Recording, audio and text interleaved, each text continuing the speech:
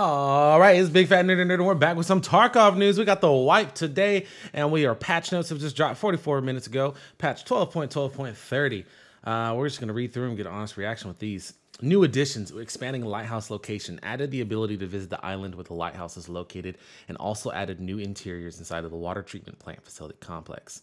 They've added 3 new bosses, commanders of the ex-USEC PMC group known as Rogues. The leader of the gang is Knight, who coordinates the actions of the entire group and is specialized in assault operations. Bird Eye maintains distance between him and the enemy, setting up ambushes and choosing positions with a clear line of sight to the area. Big Pipe prefers the grenade launcher and serves a role of massive firepower in battle and always rushes towards the enemy to reach combat distance. Bosses maintain contact with each other and with the other rogues. Interesting. However, they don't stick together and instead keep their positioning distances. When an enemy is detected by any of the bosses or rogues, information on enemy location is transmitted to anyone by radio. And the bosses prepare for battle. What? And they take up position. They're going to have communication across distances? That's crazy. Oh, the bosses help each other use all available weapons and are hostile to everyone, players of any faction, scavs, and raiders. They don't communicate with the rest of the bosses in Fence, so they attack any enemy immediately. Killing them off does not affect the player's reputation. The bosses' habitats are Lighthouse, Shoreline, Woods, and Customs. They do not stay in one place and instead wander throughout these locations all the time.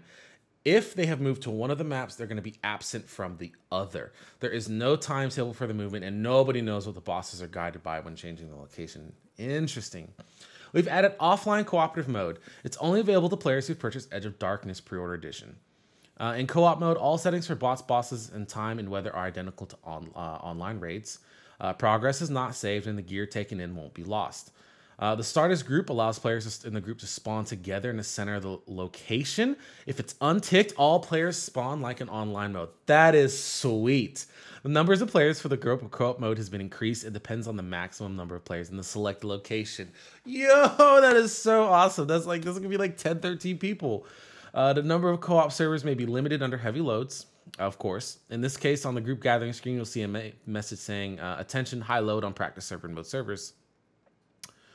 This message means that finding a server may take a little bit longer. Fair, fair, fair. Animations, we have all those new animations we've seen before, saw a preview of. Weapon operations during sprint, ability to switch another weapon, switch fire mode. So they got a lot. They got a lot. Added daily tasks to the player scavs. Remember that? They announced that. Will be available after building the intelligence center and the hideout. Added a new type of daily task, searching for items from a category such as food, medicine, weapons, and all items that will need to be found in one raid. Interesting. Added slots for special items in the PMC inventory, in which you can put a compass, a rangefinder, a Wi-Fi camera, a marker, and other special items. Items and special slots are not lost upon death. That's a big one, though. You can put markers in these slots and not lose them. That's going to be key for quests and doing marker quests and not losing all your markers when you die. I love that.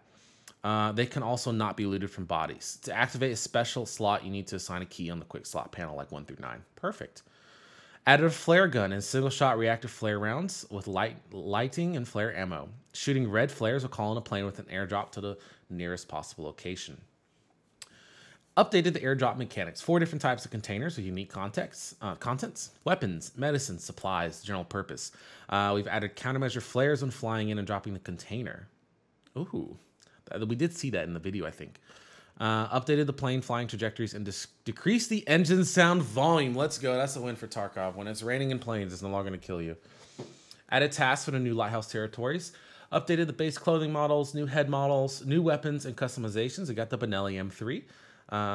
The Accuracy International AXMC sniper rifle. That's your Lapua, your bolt action 338. M18 single shot rifle, MP18 single shot rifle. RD707 assault rifle. That's that AK looking one that they showed off. SAG AK carbine. The HK G36. The grenade launcher.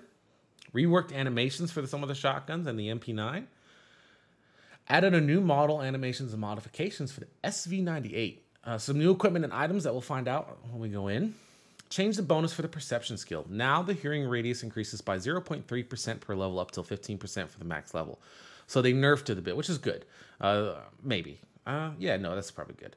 Before this change, the hearing radius increased by 0.7 up to 35%. So max, like perception, gave you 35% hearing bonus. That's a lot. That's a lot. Change the inertia speed and force when leaning. We'll see how that is, if that's an increase or decrease. I'm assuming they've added more inertia. Added new outfits for both PMC factions. Added new crafting recipes. Reworked the elite metabolism. Now with 0 hydration and energy, you will not receive any thirst and hunger damage, but still receive other negative effects. Before this change, there were no negative effects at all. Okay, so you can live if you have the elite meta. I like that. Rework the elite strength skill. Now weapons equipped on sling, on back, and holster become weightless.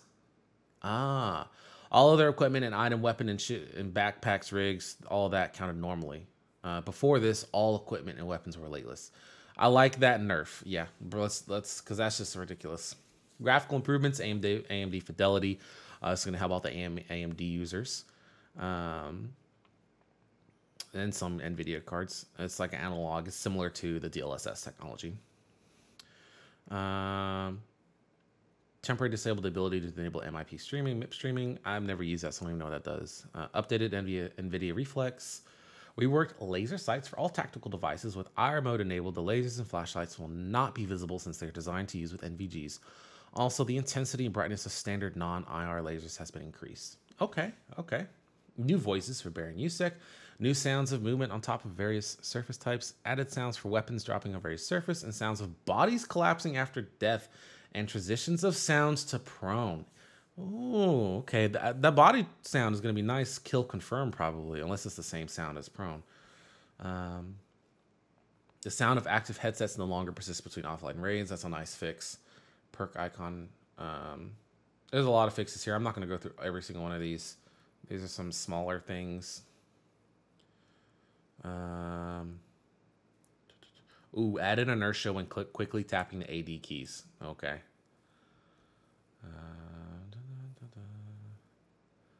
Not a huge patch note list, but as always, you know they don't always put everything in there. They didn't say what level Flea is going to be, but I'm excited for this. This is going to be a fun wipe. Let's get to it, guys. We got a few more hours, but let's do it.